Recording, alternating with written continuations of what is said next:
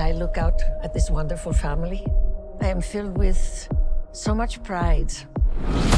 Has Fast and the Furious gone overboard? Is it too much at this point? You know, the Fast and the Furious series has come a long way.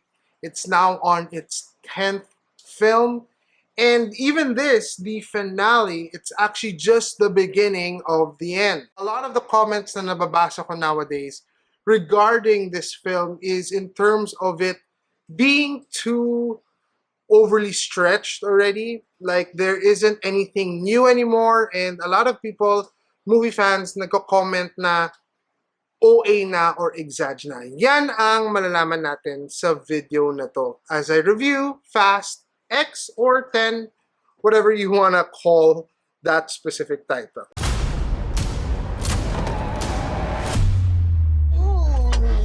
Let's start things off by directly answering that question. Is it too much? Is it over the top? In reality, I can't answer this with a simple yes or no. Hindi siya ganong kadali. Hindi siya ganong kasimple lang to say na yes, over the top siya, or no.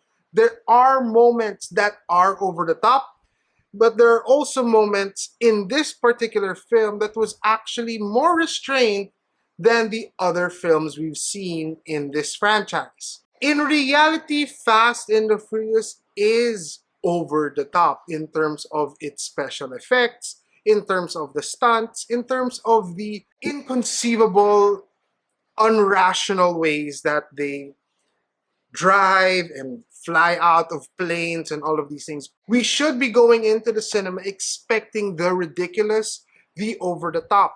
And we still get most of that here. There are a lot of scenes that don't make sense, that defy the laws of logic and gravity and all of these things, but I felt like it was more restrained than the previous film. In a way, realistic like scenarios, although they were still over the top.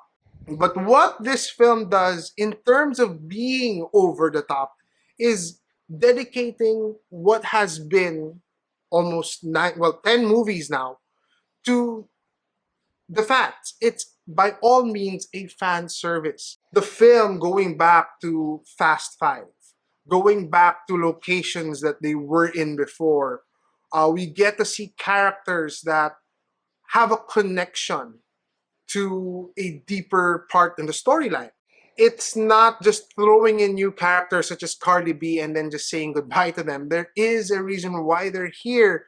These specific characters, you'd feel like they were just there to add something, but they add something substantial. The film also is very star-studded. You know, the list of people that are on this film is just, I feel at times, was over the top. We get actors and actresses such as Brie Larson, we get Jason Momoa. Therefore, it feels like it was just to attach their names here, but majority of these new cast members actually make a lot of sense. Now, speaking of acting, I just have to mention Jason Momoa entering this movie or the cinema.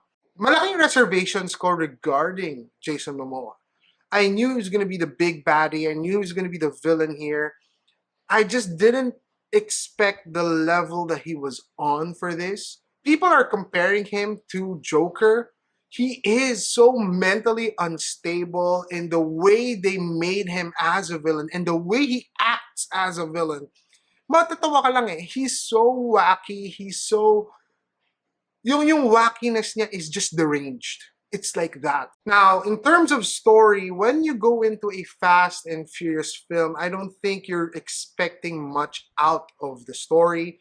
Yes, there are themes on family. Yes, there's a pretty good or simple story in a way, but it's not what you look for. But what we do get is fun, is excitement, is just the thrill of it all. And I felt like this was a very thrilling film. I felt like this was a movie that, despite having even the back and forth from different locations was a bit tiresome at times. It felt like it abrupted the pacing of it all. So because it would transfer from location to location or character to character, it felt a bit disjointed at times. Given that, however, the story is simply just fun. It's exciting, it's classic Fast and the Furious vibes, but it's amped up in a different way as well. The entire film was exciting, but the ending, when the time passes by, and a lot of people have seen this, I'm going to talk about that ending.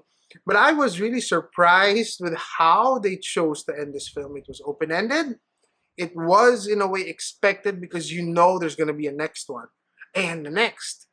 But then the ending took me off guard. I mean, it's a bit confusing in terms of how I felt about it.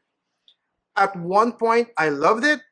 On the other side as well, I felt like it's too much. I felt like this was the most, like it revived the franchise because of the main villain. Overall, it's a pretty great beginning to the end. So I give this a 7 out of 10 because I feel like, being subjective about it, it is exciting, it is fun, and you get into it because of that. The only thing I felt lacking here was more emotional build-up. There were so many things kasi na negate and that felt, okay, this is gonna happen. This is what's gonna happen in the next sequel or part of this franchise. That's pretty much it for this particular review. Don't forget to comment, like, share, subscribe, and hit that notification bell so you're up to date whenever I drop a video here on the channel. Once again, my name is Abraham, signing off for this one. See you on my next one.